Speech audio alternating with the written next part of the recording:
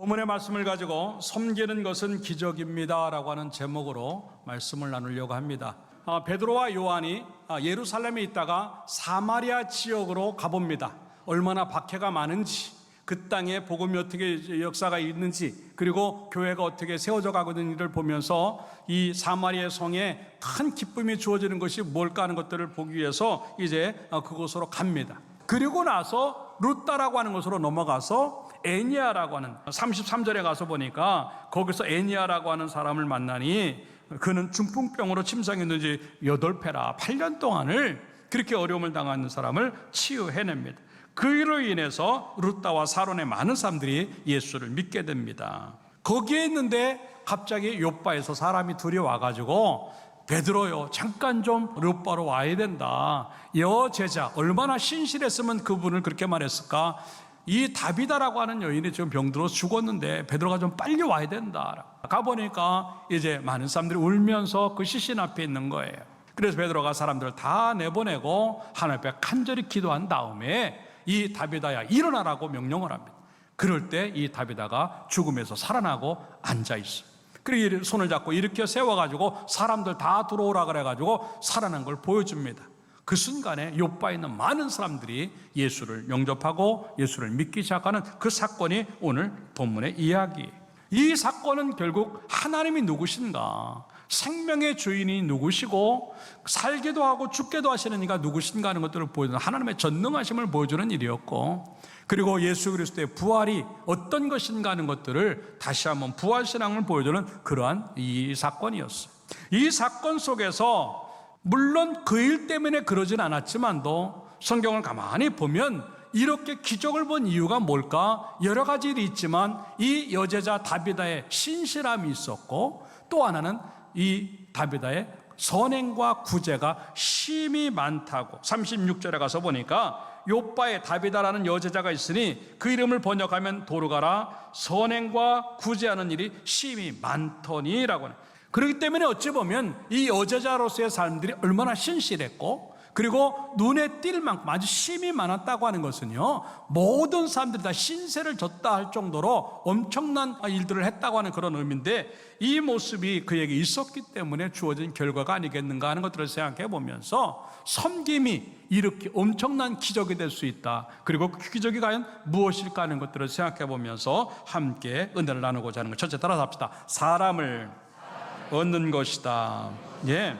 39절의 말씀에 베드로를 불러놓고는 보니까 그 장면을 이렇게 우리에게 소개하고 있어요. 모든 과부가 함께 베드로 곁에 서서 울며, 그리고 도르가가 살아있을 때 했던 선행들을 생각하면서 함께 슬퍼했다라고 기록을 하고 있습니다. 이 모습은 뭐냐면 살아있을 때나 죽은 이유나 어떠한 상황에 상관하지 아니하고 다비다 주변에는 사람이 많았다라고 하는 것입니다. 근데 다비다에게는 왜 이런 사람들이 계속 많은 사람들, 하다못해 죽고 났는데도 불구하고 흩어지지 아니하고 이 다비다를 살리려고 베드로를 요청하고 이 다비다의 슬픔을 같이 나누려고 함께 울고 있을까? 예, 그 중심에는요, 그가 베푼 구제와 선행이 많았기 때문이라고 하는 거예요. 신세를 졌기 때문에, 뭔가 그에게 도움을 받았기 때문에 우리는 그와 함께 할 수밖에 없다고 하는 그 모습, 이게 얼마나 감동이고 얼마나 아름다운 모습인가 하는 것들을 보여주는 그런 모습이지요. 어쩌면 이게 성경적인 삶이에요. 사람들을 도우라고 하는 얘기가 성경에 참 많이 나오고 있고, 그것들을 실천하는 삶이 믿음의 삶이라고 하는 것을 보여주는 것이 바로 이 모습입니다. 특별히 내가 도와야 될 사람들이 눈에 띄고 있는가, 나보다 약한 사람이 눈에 들어오고 있는가, 소외된 사람이, 어려움을 당한 사람이 내 눈에 들어오는가 하는 거예요. 그것이 긍휼의 마음이고 불쌍히 여기는 마음이, 이것이 성령의 열매 중에 하나입니다. 불쌍히 여기는 긍휼의 은사가 나에게 과연 있겠는가 하는 거죠. 적어도 예수를 만난 사람이고 엘드림의 성도라고 한다면 그런 긍휼의 은사가 우리 가운데 주어져서 약한 사람들을 볼 때 무시하거나 차별하거나 깔보는 것이 아닌, 상대하지 않는 것이 아닌 그들과 함께하고 그들 곁으로 갈 수 있는 우리의 모습의 믿음이 되기를 주님의 이름으로 축원합니다. 그 이야기가 잠언 22장 9절의 이야기예요. 선한 눈을 가진 자는 복을 받으리니 이는 양식을 가난한 자에게 주민이라 라고. 선한 눈이라고 하는 게 뭐냐면 긍휼의 마음을 가지고 그들을 바라보는 거예요. 혹시 내가 도울 것이 있겠는가라고 하는 것을 생각하면서 바라보는 거예요. 그런데 그 사람을 못 본 채 하면 문제가 생겨요. 성경은 이렇게 말합니다. 잠언 28장 27절이에요. 가난한 자를 구제하는 자는 궁핍하지 아니하려니와 따라합시다. 못 본 채 하는 자에게는 저주가 크리라. 예. 아니 어떻게 이렇게 엄한 말씀을 주실까? 우리 인생을 살면서 얼마나 남의 일처럼 봤던 게 많아요. 저건 내 일이 아니라고 느끼고 눈으로 보는데도 불구하고 감동도 없고 긍휼의 마음도 없고 돕고자 하는 마음들이 없었던 게 얼마나 많아요. 이 모든 일들은 다 뭐냐면 못 본 채 한 거가 되는 거예요. 눈으로 봤는데 그를 돕지 않고 있다고 한다면 나는 못 본 채 한 거예요. 그 사람에게는 저주가 크다고 하는 거예요. 우리는 너무나 많이 다른 사람들에게 눈을 돌린다고 하는 것은요, 너무 많은 손해를 본다고 생각을 해요. 내 거 잃어버린다고 생각을 해요. 자기 손해가 안 들어가면, 자기 희생이 안 들어가면 사랑도 아니고 선행도 아니에요. 생색내기에 불과한 것밖에 안 되는 것들이 너무 많다고 하는 것입니다. 누가복음 6장 38절에서 뭐라고 말을 하겠냐면 주라 그랬어요. 그래야면 너희가 더 많은 것들을 받는다고 말하라고. 만약에 주지 않고 헤아린다, 계산하고 있다고 한다면 이렇게 말합니다. 너희가 헤아리는 그 헤아림으로, 계산하는 그 계산으로 너희도 계산대로 받는다라고 해요. 이거 얼마나 엄한 이야기예요. 그러니까 우리는요, 주고 사는 사람에 대해 될 줄로 믿습니다. 히브리서 13장 16절에서 뭐라고 말을 하고 있냐면 오직 선을 행함과 서로 나누어 주기를 잊지 말라. 하나님은 이 같은 제사를 기뻐하시느니라 라고 말을. 섬기고 선을 행하는 것이 또 하나의 예배예요. 이 교회 안에서 드려지는 예배는 영으로 드려지는 예배지만 삶으로 드려지는 예배 중에 하나가 뭐냐면 구제하고 선을 행하는 거예요. 나는 그 삶의 예배가 있는가 하는 거죠. 삶의 믿음이 있는가 하는 거예요. 다시 한번 오늘 예배를 드리고 나서는요, 여러분 눈을 크게 뜨고 못 본 채 하지 말고 나보다 약한 자들, 나보다 어려운 자를 뭔가 도울 수 있을까? 그 생각을 하면서 좀 살기를 주님의 이름으로 축원합니다. 그래서 엘드림 교회 성도들이 움직일 때마다 역시 예수 믿는 사람들은 다르구나, 그 모습을 보여주는 역사가 있기를 주님의 이름으로 축원합니다. 뿐만 아니에요, 베드로는요 그 모습을 더 잘 보여주려고요, 이제 43절에 가서 보면 여러 날을 시몬의 집에 머물렀다. 근데 그 시몬이라고 하는 사람의 직업이 뭐냐면 모두장이다, 그렇게 말을 해요. 짐승을 잡아가지고 죽여가지고 그 죽인 짐승의 가죽을 벗겨가지고 물건을 만드는 것들을 갖다가 무두장이라 그렇게 말하는 거예요, 그 사람을. 근데 그 당시에도 마찬가지예요. 사람들이 이렇게 인정할 만한 직업도 아니었고 만나기를 꺼려하는 그런 사람이었어요. 그럼에도 불구하고 이 베드로가 그 많은 집 중에서 그 사람의 집에 지금 머물고 있다고 하는 것이 무슨 뜻일까? 그게 복음이에요. 예수 믿는 사람에게는 차별이 없다고 하는 겁니다. 이 모습을 벌써 예수님이 우리에게 보여주셨어요. 마태복음 9장에 가서 보면 예수님의 제자를 이제 부르는 가운데 세리, 그 당시 아주 천한 직업이었고 손가락질 받는 사람이었던 그 마태를 갖다가 예수님이 제자로 삼습니다. 그랬더니 이제 마태와 비슷한 사람들이 막 모여들어요. 그러니까 10절과 11절에 가서 보니까 바리새인들이 얘기해요.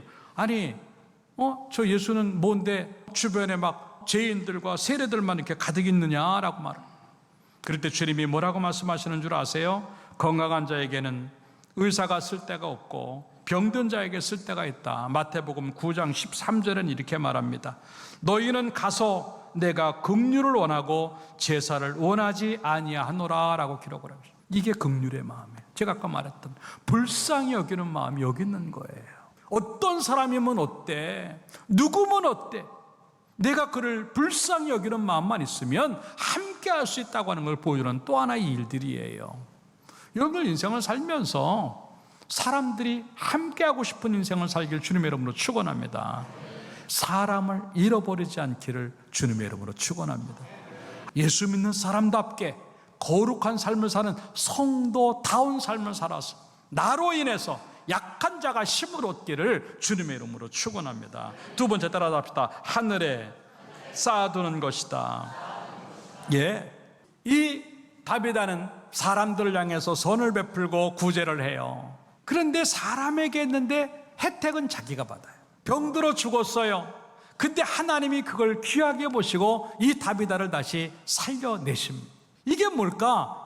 우리의 선행과 구제를 하나님이 인정하고 계시다고 하는 거예요. 그 이야기가 마태복음 25장에 나와요. 오른편에 있는 자들과 왼편에 있는 자들에 대한 이야기를 하시면서 오른편에 있는 사람들을 칭찬하십니다. 너 앞으로 복을 많이 받을 사람이야. 그리고 너는 상급이 많은 사람이 될 거야. 그 이유가 뭐냐면 이렇게 말합니다. 35절에 내가 줄일 때 너희가 먹을 것을 주었고 목마를 때에는 마시게 했고 나그네가 되었을 때는 영접하였고 헐벗을 때는 옷을 입혔고 병들었을 때는 돌보았고 옥에 갇혔을 때는 와서 보았다. 그랬더니 오른편에 있던 의인들이 말을 해요.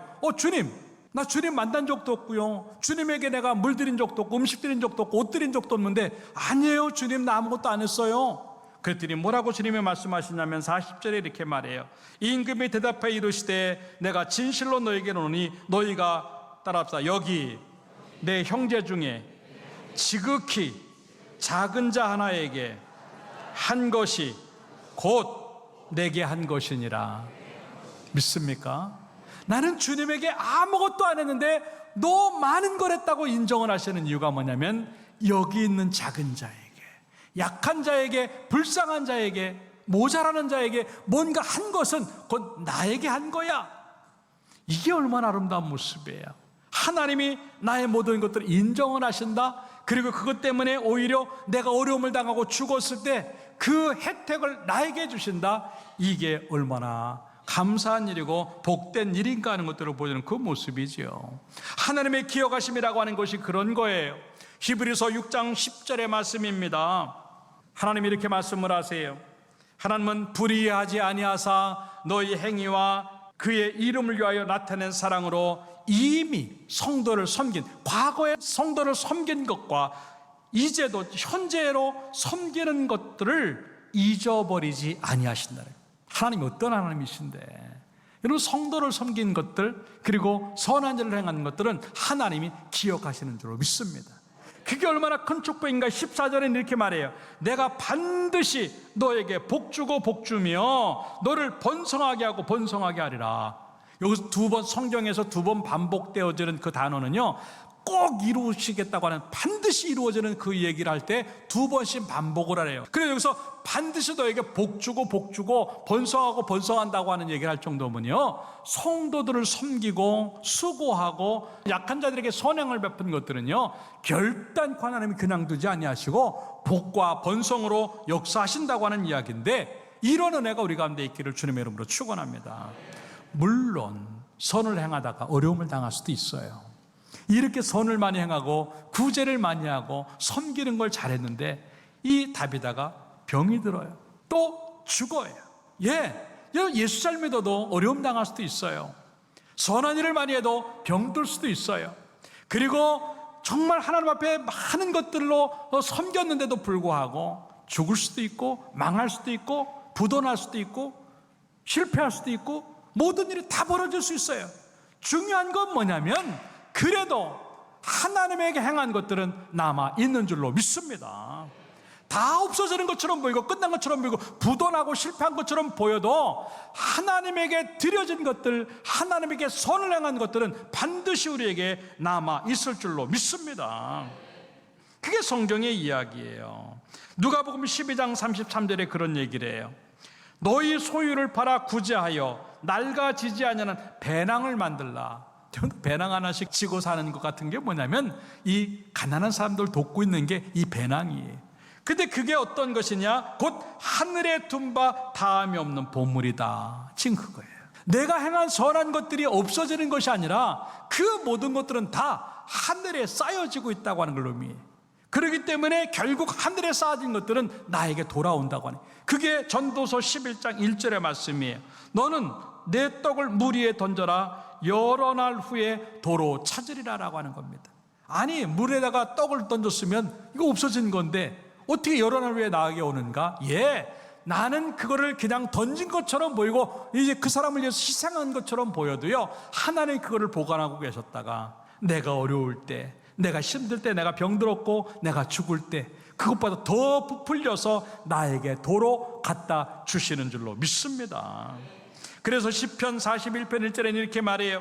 가난한 자를 보살피는 자에게는 복이 있으며 재앙의 날에 여호와께서 그를 건지시겠다고 말. 이게 그 말씀이에요. 뿐만 아니라 잠언 19장 17절에는 뭐라고 말을 하고 있냐면 가난한 자를 불쌍히 여기는 것은 여호와께 구워드리는 것이다. 하나님 빚지고 못 사시잖아요. 결국 내가 선을 행한 것, 가난한 자를 불쌍히 여긴 것들은 하나님에게 구워주는 것과 똑같아서 결국은 하나님이 나에게 갚아주신다라고 하는 것을 의미하는 것입니다.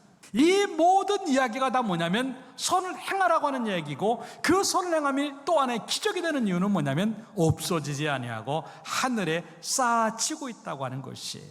인생을 살면서 우리는 하늘에 쌓아놓는 것들이 많은 인생을 살아가야 돼요. 이 땅의 것은요 다 없어져요. 이 땅에 쌓아둔 것들은 다 좀과 도둑이 없앤다라고 말씀을 빼앗긴다라고 하는데도 불구하고 이 땅에 쌓아둬야만 안심을 하고 이 땅에 쌓아둬야만 마음이 편안한 우리들의 모습 아닙니다. 적어도 하나님을 믿는다고 한다면, 예수 만난 사람이라고 한다면 하늘에 쌓아놓는 것 때문에 마음이 평안해야 될 줄로 믿습니다. 나보다 약한 자들, 어려운 자들에게 눈을 돌리게 바라고 주의 일들을 위해서 눈을 돌릴 수 있을 때 그것이 가장 큰 보물을 남기는 거라고 생각하고, 그 은혜 때문에 진정한 제자의 삶이 이루어지고 성도의 삶이 이루어지는 믿음의 모습이 있기를 주님의 이름으로 축원합니다. 마지막 세 번째 들어갑시다. 복음의 통로가 되는 것이다. 네, 다비다를 살려내신 이유가 뭘까? 예, 다비다를 높이려고 뭐 엄청난 것들을 보여주려고 아니에요. 베드로가 사람을 살리는 재주가 있다고요? 그런 것 아니에요. 결국은 하나님을 보여주기 위함이었어요. 기적이라고 하는 것의 모든 끝에는 뭐가 되어 있냐면 하나님을 보여줄 수 있느냐예요. 기적이라고 하는 것의 마지막에 뭐가 있냐면 하나님 영광과 복음이 남겨지는가 하는 것들을 보여주는 그런 이야기예요. 나는 과연 내 삶을 통해서 주어지는 여러 가지 좋은 일들, 때로는 기적이라고 말하는 일들을 경험했을 때 하나님을 얼마나 보여줄 수 있을까라고 하는 거예요. 아니 설사 그런 일이 일어나지 않는다 할지라도 내 인생은 그 현장에서 하나님을 보여주는 인생일까? 그게 보여지지 않고 있다고 한다면 나는 지금 예수로 살아가는 사람이 아니에요. 우리는 아직도 그냥 세상적인 걸 가지고 살아가는 사람의 모습이라고 하는 것이, 다니엘 12장 3절의 말씀해 보니까 지혜 있는 자는 궁창의 빛과 같이 빛날 것이요 많은 사람을 옳은 대로 돌아오게 한 자는 별과 같이 영원토록 빛나리라 그랬어요. 스타지요. 예, 별과 같이 빛나는 사람이 누굴까? 많은 사람들을 옳은 대로 돌아오게 하는 거예요. 이게 복음이에요. 전도예요. 예수님을 보여주고 하나님을 보여주는데 내가 사용되어질 수 있을까? 그런 통로가 되고 있을까? 이 다비다의 사건을 통해서 그것이 지금 보여주고 있다고 하는 거죠. 그냥 살면 안 됩니다. 섬기고 살아야 되고, 그냥 살면 안 됩니다. 그 섬김을 통해서 예수님을 보여주고 하나님을 보여줘야 될 줄로 믿습니다. 이게 빛과 소금의 삶이에요. 마태복음 5장으로 넘어가서 보면은요, 너희는 세상의 소금이다, 너희는 세상의 빛이라고 말을 하면서 그 빛과 소금의 직분이 어떻게 되는가 16절에는 이렇게 말해요. 너희 빛이 사람 앞에 비치게 하여 그들로 하여금 너희 착한 행실을 보고 하늘에 계신 너희 아버지께 영광을 돌리게 하라 그랬어요. 나의 착한 행실이 빛과 소금이에요. 나는 사람들에게 보여질 만한 그러한 빛과 소금이 있는가라고 하는 거예요. 아까도 얘기했지만 너무 우리는요 함부로 살아요. 까딱스럽게 살고요, 양보 안 합니다. 무질서합니다. 양심 안 씁니다. 손해 안 보려고 이기적으로 합니다. 아니에요. 그걸 좀 벗어나야 된다고 하는 겁니다. 적어도 예수 믿었으면요 좀 성숙된 삶을 살아가요. 나로 인해서 교회 나가고 싶은 마음이 생길까? 나로 인해서 교회 안 다니고 싶은 마음이 생길까? 이거 아주 중요한 겁니다. 엘드림교회 성도들은요 달라야 돼요. 가정에 가서도요 예수 믿는 남편 나와야 되고, 예수 믿는 아내 다 와야 돼요. 예수 믿는 엄마 아빠 다 와야 되고, 예수 믿는 자녀들 다 와야 돼요. 직장에 가서도 어디에 가서도 예수 믿는 사람 다 와야 돼요. 하다못해 식당에 가도요 예수 믿는 사람 다 와야 돼요. 웬만하면 참고 살고, 웬만하면 손해보고 살고, 최소한 엘드림교회 성도라고 한다면 어디 가서든지 칭찬받기를 주님의 이름으로 축원합니다. 예. 나는 그 일을 어떻게 하고 있는가? 함부로 하지 마세요. 섬기고 높여주고 도와주고 나눠주고 좀 그래야 돼요. 교회 안에서도 마찬가지예요. 갈라디아서 6장에 보면은 그런 말씀을 해요. 6장 9절에 보면 우리가 손을 행하되 낙심하지 말지니 포기하지 않으면 때가 이르면 거둔다. 그러므로 우리는 기회에 있는 대로 모든 이에게 착한 일을 하되 따라합시다. 더욱 믿음의 가정들에게 할지니라. 예, 이게 바로 사역이고 이게 바로 섬김이고 봉사예요. 그래서 우리 교회는 그냥 섬기는 사람 많기를 주님의 이름으로 축원합니다. 그게 얼마나 아름다운 공동체가 되는가 하는 이 일을 통해서 뭐가 보여준다고요? 하나님이 보여주고 복음이 보여지고 그것들로 인해서 교회가 부흥되어 줄 줄로 믿습니다. 뭐 다른 거 하려고 작은 거 하나라도 괜찮아요. 잘 웃어만 줘도 좋은 거예요. 인사만 잘해도 좋은 거예요. 그게 섬기는 거예요. 별나게 살지 말고 좀 나를 낮추고 내가 저 사람에게 뭘 할 수 있을까 그걸 생각하면서 하나씩 해놓는 그런 모습들이 만들어지기를 주님의 이름으로 축원합니다. 결론적으로 말씀을 드립니다. 다비다의 섬김은 또 하나의 기적이 되었어요. 지금도 그 섬김은 기적이 될 줄로 믿습니다. 내 섬김이 많아짐으로 말미암아 하늘에 쌓아둔 것들이 많아 내가 어려울 때 내가 섬김을 받아야 되는 상황에 왔을 때 하나님이 갚아주시는 기적을 보게 되어서 그 일로 인해서 하나님 많이 보여주고 복음을 많이 보여줄 수 있다고 한다면 이보다 더 아름답고 감동적인 이야기가 어디 있겠는가 하는 것인데 그 기적의 주인공이 내가 되어져서 멋지게 하나님 보여주는 인생이 되기를 주님의 이름으로 축원합니다.